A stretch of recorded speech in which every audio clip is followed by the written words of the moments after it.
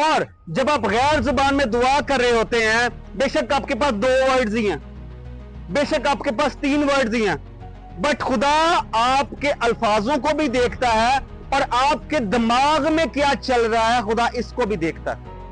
जब आप टंग्स में प्रेयर कर रहे हैं, बेशक आपके पास 2 वर्ड्स हैं, तो आप उस 2 वर्ड्स को इस्तेमाल कर रहे हैं, गैर जुबान के अंदर दुआ कर रहे हैं, तो खुदा आपके वर्ड्स को भी देखता है और दूसरा आपके माइंड के अंदर क्या चल रहा है खुदा इसको भी देखता है।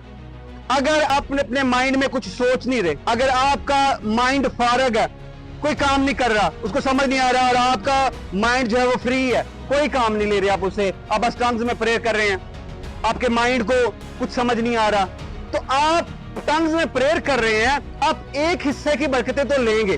तो बाइबल में क्या लिखा है, जो गैर जुबान में दुआ करता है वो तरक्की करता है, जो गैर जुबान में दुआ करता है वो खुदा से आप एक पोर्शन ऑफ ब्लेसिंग तो ले रहे हैं, बट उससे नेक्स्ट पोर्शन ऑफ ब्लेसिंग आप रिसीव नहीं कर पाएंगे अगर आप प्रेयर कर रहे हैं और आपका माइंड खाली है।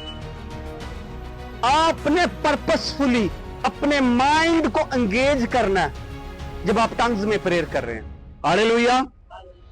आपका माइंड खाली नहीं होना चाहिए।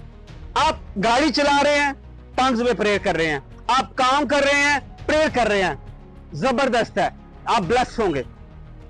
लेकिन इससे जो नेक्स्ट लेवल है, आप उस लेवल की ब्लेसिंग को रिसीव नहीं कर सकते अगर आपका माइंड खाली है, अगर आपके माइंड में कुछ चल ही नहीं रहा, अगर आपके माइंड में कुछ नहीं है, मकसद ही नहीं है जिसके लिए आप दुआ कर रहे हैं, आप नेक्स्ट लेवल की बरकत को नहीं ले सकते। हालेलुया।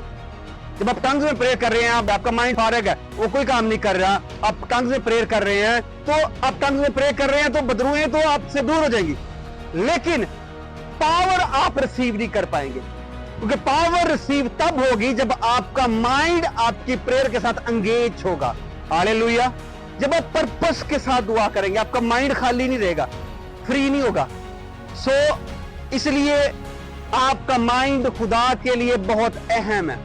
आपका माइंड खुदा के लिए क्या है? आपके माइंड में कुछ हो जिसके लिए आप दुआ कर रहे हैं, फिर आप प्रेयर करेंगे टंग्स के अंदर, आप जलाली कामों को देखेंगे यीशु के नाम से। हालेलुया।